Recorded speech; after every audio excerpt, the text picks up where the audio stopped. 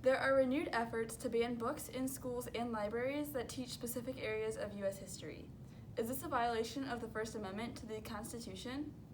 The First Amendment to the U.S. Constitution guarantees, among other things, that the government shall make no law abridging the freedom of speech or of the press. The First Amendment is one of the 10 amendments that make up the Bill of Rights, adopted in 1791 to guarantee our essential rights and civil liberties. This important civil liberty grants all Americans the freedom to express their thoughts, opinions, and concerns with the government and its actions, to ensure fairness and democracy, and bring about changes when necessary without fear of being censored or persecuted. Despite these guarantees in our First Amendment, there are currently laws being proposed and passed all over the country that ban specific reading materials and topics in schools. Removing books from classrooms, school libraries, or even public libraries is nothing new, but the number and types of books being banned or challenged has recently increased greatly. In fact, many books for readers of all ages that are considered classics have been on bestseller lists and won prestigious library awards have since been banned. Some have been banned due to offensive language or content that is considered derogatory or discriminative toward minorities or women. Others have been banned due to nudity, sex, sexual orientation, and gender identity.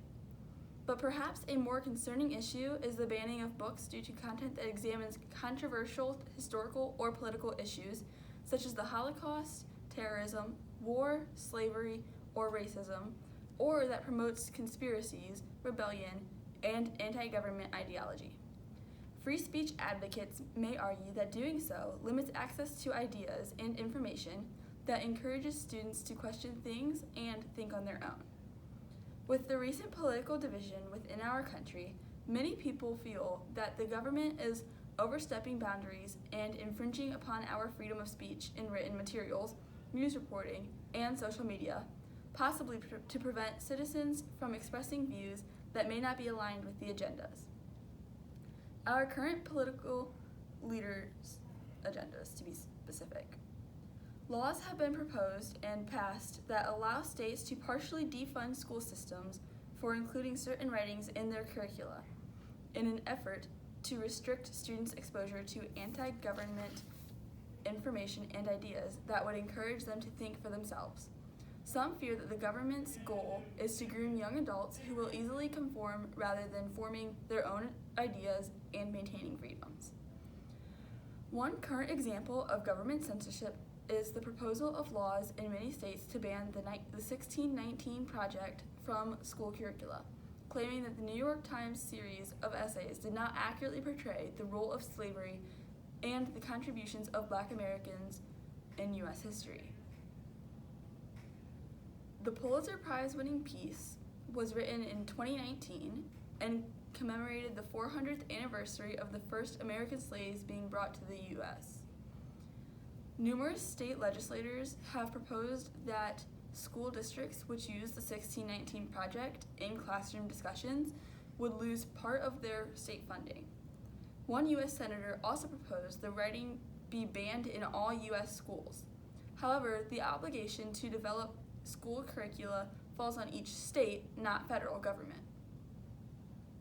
Some argue that the perspectives promoted by the writing are historically inaccurate and misleading by giving too much credit to the impact that Blacks played in developing our country. Others argue that it isn't meant to change the facts of history, but it deliberately encourages students to look at the topic from a different perspective and promotes questions and debate. Since the release of the 1619 Project a few years ago, many states are still in the process of considering whether or not to pass laws banning the teaching of this and other controversial materials, perhaps in an effort to reshape school curricula. The outcome and impact of these decisions is yet to be seen. So how can our right to free speech and press be guaranteed in the First Amendment and upheld when states are considering and passing laws to ban specific books or to defund school systems for using them? The Supreme Court addressed this issue in 1982 and ruled that school systems cannot censor or remove books based only on whether or not they agree with the content. Books can be banned if they are obscene, violent, or inappropriate for students, but not just because of the ideas they contain. When state and federal laws conflict, in general, the federal laws would take precedence. Therefore, a federal court could order a state to stop enforcing book bans, as this is in conflict with our First Amendment.